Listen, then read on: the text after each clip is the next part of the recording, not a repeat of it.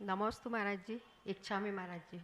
महाराज, जब हम सुबह उठते हैं और हमारी नींद खुलती है तो हम आचार्य भक्ति प्रतिक्रमण बिस्तर में बैठ कर लेते हैं, तो उसके लिए क्या उचित है ये कि नहाना जरूरी है?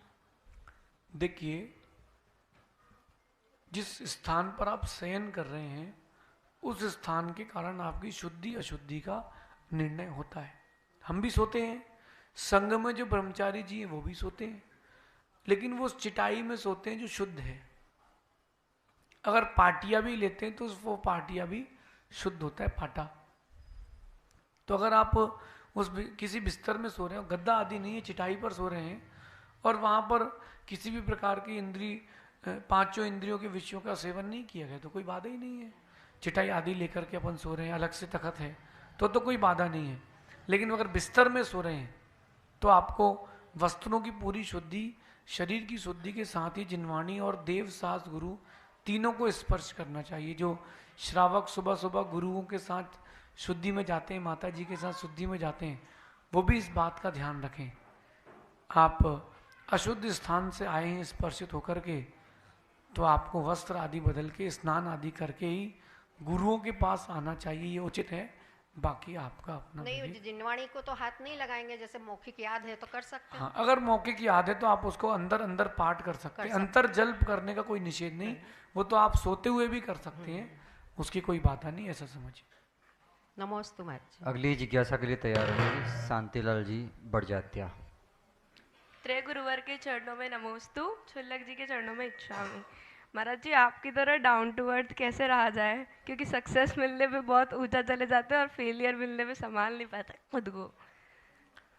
बेटा, मैंने अपने लिए कविता लिखी थी, मैं रोज उसको गुनगुनाता हूँ कि जब भी अभिमान की लहरें तेरे अंदर आए, तू ऊंचा देख आकाश में तुझसे भी ऊंचा कोई है। जब भी तेरे अंदर अहंकार की लहरें आए तो ऊपर देख आकाश में तुझसे भी ऊंचा कोई है। और जब भी तेरे अंदर हीन भावना की लहरें आए तो नीचे देख जमीन में तुझसे भी नीचे कोई है। मैं इस बात को बहुत गहराई से समझता हूँ। मैं दूसरों को समझाता हूँ तो पहले खुद को समझाता हूँ, फिर दूसरों को समझाता हूँ। गुरुजी ने कुछ दिन पहले हमसे एक बात कही थी कि बेटा, अब तुम कुछ दिन पंचकणक मत करो, कुछ दिन कार्यक्रम मत करो। मैंने क्यों? बोले लंबे समय में बड़ी सफलता मिल गई, नजर लग जाएगी। लेकिन मैं इस बात का ध्यान रखता हूं कि मैं हमेशा साधु बन के रहूं, सेलिब्रिटी बन के ना रहूं।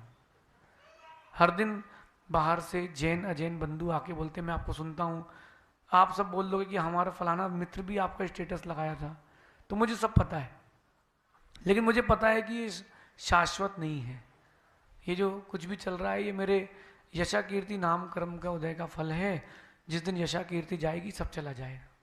तो मैं उसको अपना नहीं मानता हूं, इसलिए मैं खुश हूं। एक बात और,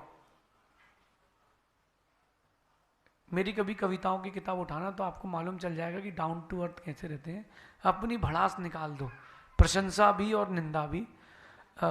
जब भी आपकी प्रशंसा हो तो भगवान को समर्पित कर देना और भगवान से कहना कि आपको इसकी आदत है, हमको इसकी आदत नहीं है, हमको कहीं अहंकार का रोग न लग जाए, इसलिए आप रखो। हिंदू दर्शन में देखना, वो लड्डू ले जाते हैं भगवान के पास एक डिब्बा भर के, वापस कितने मिलते हैं? 4 लड्डू। उसमें से 2 एक वो खा लेता है, 3 अपने मित्रों को, परिवार को, सबको प्रसाद बांट देता है।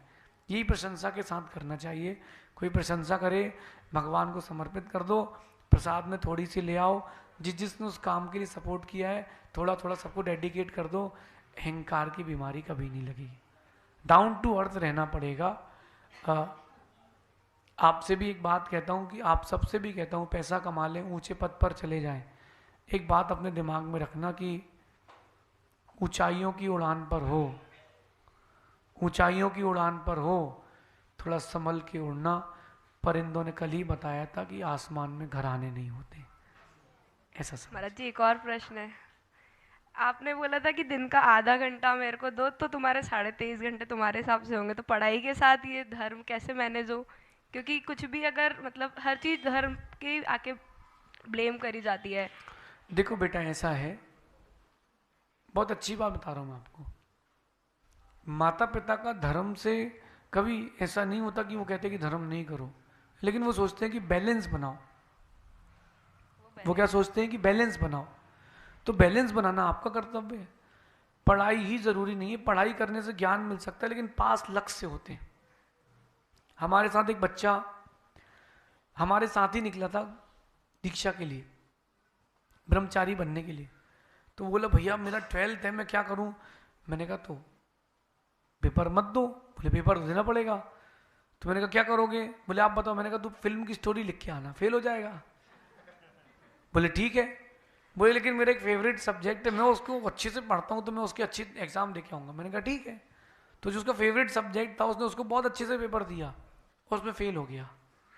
और जिसमें वो कहानी लिख के आया था शोले फिल्म की, वो पास हो गया। तो सारा खेल लक का भी तो है। तो बेटा बैलेंस बनाए, आधा घंटे का टाइम भगवान को जरूर दें। जितने बच्चे बाहर पढ़ने गए उनसे कहना है कि आधा घंटे का टाइम, यानी मंदिर में बैठ के माला नहीं अकेले फेरना है, भगवान का अभिषेक पूजन, इसके पश्चात एक लाइन बलि पढ़ें, स्वाध्याय करके अपने काम में लग जाएं। आप देखना ये पुण्य आपके लिए अपने आप नए नए दरवाजे खोलेगा, ऐसा समझिए। नमोस्तु गुरुवर। अगली जिज्ञासा के लिए तैयार।